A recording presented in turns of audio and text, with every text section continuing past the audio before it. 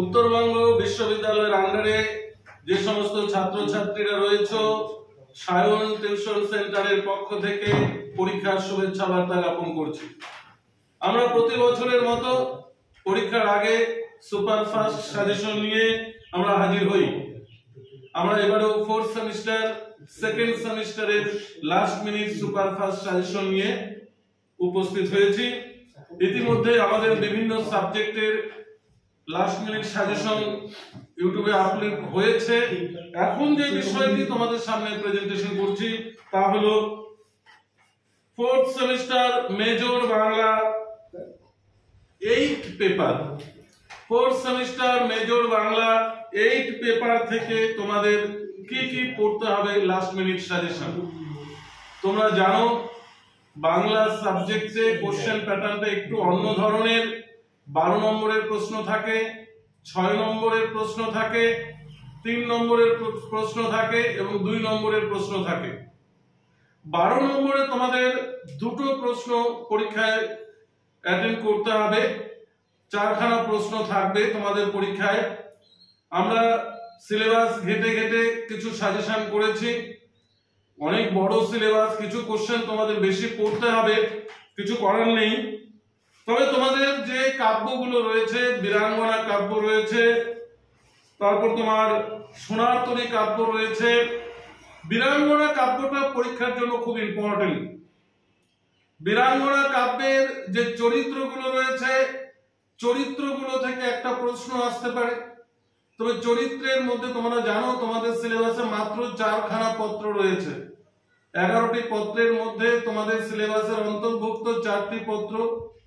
শূর্পণখা চরিত্র, কেকয়ী চরিত্র রয়েছে, তারপর তোমার শকুন্তলা চরিত্র রয়েছে আর তারা চরিত্র রয়েছে। তবে এর মধ্যে তোমাদের শূর্পণখা চরিত্রটা একটু ভালো করে দেখবে, কারণ যেগুলো খুব ইম্পর্টেন্ট কমন মনে হয় অনেক সময় পরীক্ষায় কিন্তু সেগুলো এড়িয়ে যায়।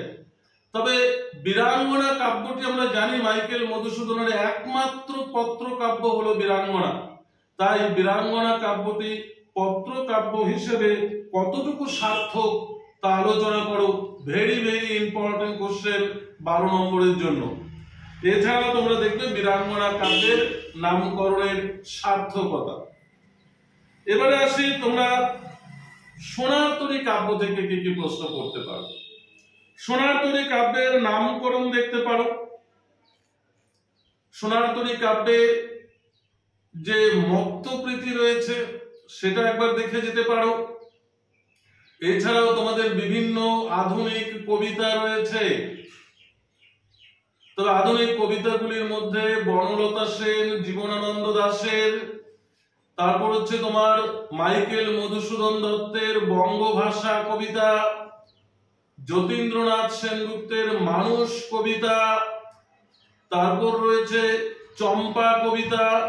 এই কবিতাগুলো কিন্তু তোমাদের ভালো করে দেখতে হবে। তবে 12 নম্বরের জন্য পত্র কাব্য হিসেবে বীরাঙ্গনা কতটুকু সার্থক খুব ভালো করে দেখবে। আর কাজী নজরুল ইসলামের বিদ্রোহী কবিতা রয়েছে, বিদ্রোহী কবিতাটাও খুব ভালো করে দেখবে, খুব গুরুত্বপূর্ণ বিদ্রোহী কবিতা। বঙ্গভাষা খুব ইম্পর্টেন্ট কবিতা পরীক্ষার জন্য, এটা দেখবে। এবারে আসে 6 নম্বরের জন্য। 6 নম্বরের জন্য ঘুরে ফিরে একই কথা বলছি যে কবিতাগুলো অত্যন্ত গুরুত্বপূর্ণ বঙ্গভাষা। বঙ্গভাষা থেকে যদি প্রশ্ন আসে তাহলে তোমরা পড়বে যে বঙ্গভাষা কবিতাটি কি আত্মসমালোচনার ফসল, তা আলোচনা করো। এছাড়া বলেছিলাম বীরাঙ্গনা কাব্যে যে বিভিন্ন পত্রগুলো রয়েছে, চরিত্রগুলো রয়েছে, চরিত্রগুলো দেখবে, তাহলে কিন্তু বীরাঙ্গনা কাব্য থেকে তোমরা কিন্তু এখান থেকে 6 প্রশ্ন কমন পেতে পারো। 3 প্রশ্ন এবং 2 নম্বরের প্রশ্নের কোনো বিশেষত সাজেশন হয় না। তবু আমি বলছি কিছু কিছু প্রশ্ন রয়েছে। যেমন ধরো চম্পা কবিতাটি রয়েছে সত্যেন্দ্রনাথ দত্তের। ফার্স্ট লাইনে রয়েছে আমারে ফুটিত হলো বসন্তের অন্তিম নিঃশ্বাসে। আমারে বলতে কাকে বোঝানো হয়েছে, তাকে কিভাবে ফুটতে হয়েছিল, খুব ইম্পর্টেন্ট কোশ্চেন। তারপরে যে সোনার তরী কাব্যগ্রন্থের কবিতাগুলি কি কি সেটা তোমরা দেখতে পারো। মানুষ কবিতাটি কার লেখা, এখানে মানুষ বলতে কাদের কথা বলা হয়েছে দেখতে পারো। তারপর হচ্ছে তোমার সোনার তরী কাব্যটি রবীন্দ্রনাথের কোন পর্বের কাব্য, সেই পর্বের আরো 2টি কাব্যগ্রন্থের নাম দেখতে পারো। বীরাঙ্গনা কাব্যটি মাইকেল কবে লিখেছিলেন, কোথায় প্রকাশিত হয়েছিল, কতজন নারীর প্রসঙ্গ রয়েছে, নারীদের প্রেক্ষাপট কি। এছাড়া বীরাঙ্গনা কাব্যটি মাইকেল মধুসূদন কাকে উৎসর্গ করেছিলেন, এই কোশ্চেনটাও কিন্তু তোমাদের 2 অথবা 3 জন্য কিন্তু থাকতে পারে, একটু ভালো করে দেখবে। এবারে আসে জীবনানন্দ দাশের যে বনলতা সেন কবিতাটি রয়েছে, বনলতা সেনের যে প্রেক্ষাপট, বিভিন্ন জায়গার বিভিন্ন চিত্র যে রয়েছে সেগুলো তোমরা একটু দেখে যাবে। 2 নম্বরের প্রশ্ন সাধারণত কমন হয়ই না।